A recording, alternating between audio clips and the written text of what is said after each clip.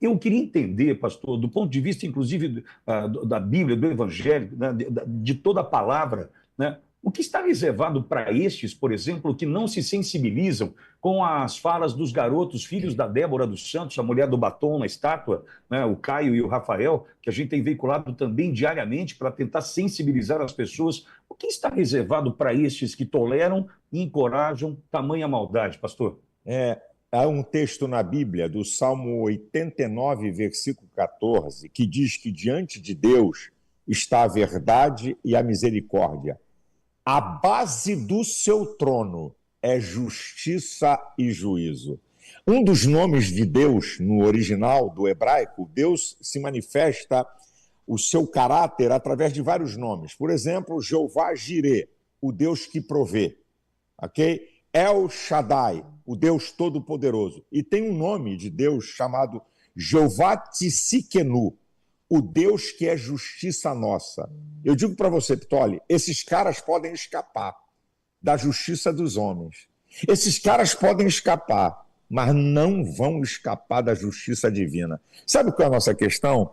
É que eu e você, nós, estamos limitados a tempo, espaço e circunstâncias. Deus não vive no tempo, Deus vive na eternidade. Para Deus não tem passado, presente e futuro. Então, Deus não trabalha, e diz também um texto da Bíblia, de Isaías, capítulo 55, versículo 8 e 9, que os caminhos de Deus não são os nossos caminhos, os pensamentos de Deus não são os nossos pensamentos. Assim como os céus são mais altos do que a terra, assim os caminhos e os pensamentos de Deus são mais altos do que os nossos. Então, eu creio, você me perguntou, fez uma pergunta de cunho religioso, de fé e cristão, eu creio que vai chegar a hora dessa gente. Não importa quanto tempo isso vem acontecer, mas vai chegar a hora dessa gente. Porque a injustiça, se tem coisas, por exemplo, a soberba é uma coisa que Deus não suporta, não tolera. Uma delas, a soberba.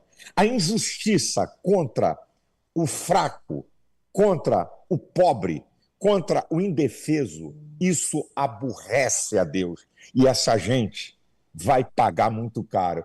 Ou pelas mãos do supremo poder de uma nação, que é o povo, ou pelas mãos do supremo poder do universo, que é Deus. Porque, preste atenção, e no meu discurso eu vou dar uma palavra nisso aí. Quem é que sabe o que vai acontecer se botarem a mão em Bolsonaro e prenderem? Quem é que pode dizer o que vai acontecer com esse país, com essa nação? Então a coisa não é uma brincadeira. É uma coisa, eu não estou aqui fazendo ameaça a ninguém. Eu não estou aqui dizendo nada, nem que vai, nem que não vai. Eu estou falando de hipóteses. Quem é que pode? Então, eu me lembro, eu acho que você vai se lembrar também, que por causa de 20 centavos na passagem de ônibus, o Brasil parou. E eu me lembro que naquela época, Eduardo Cunha já estava com tudo armado para tirar o poder do Ministério Público. Eu fui chamado pela Associação do Ministério Público em Brasília, os caras apavorados, me pedindo ajuda com os deputados evangélicos para votar contra, porque a Câmara estava armada. Quando o povo veio para a rua, a começar com a questão de 20 centavos de passagem em São Paulo, isso alastrou, e eu tenho uma memória razoável, né? Então, isso se alastrou, aí chegou até o Congresso a pressão do povo, e o Eduardo Cunha retirou de pauta. Porque quando um povo se manifesta, meu amigo, não tem senador, não tem deputado, não tem presidente, nem ministro de Suprema Corte, porque o povo é o supremo poder. E o brasileiro é pacífico por excelência, graças a Deus por isso. O brasileiro é pacífico.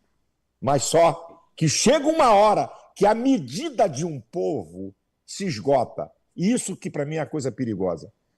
Sabe? Não é aquela nação que o povo é politizado a tal ponto, não. Eu fico com muito mais medo, numa linguagem bem franca, de um povo que é pacífico, sabe? Que não gosta de briga, isso é muito bom, mas quando a medida desse povo alcança, é igual aquele cara que é quieto, eu sou um cara sanguíneo, então eu falo, mas não faço nada. Mas sabe aquele cara fleumático, que é quieto, que é calado?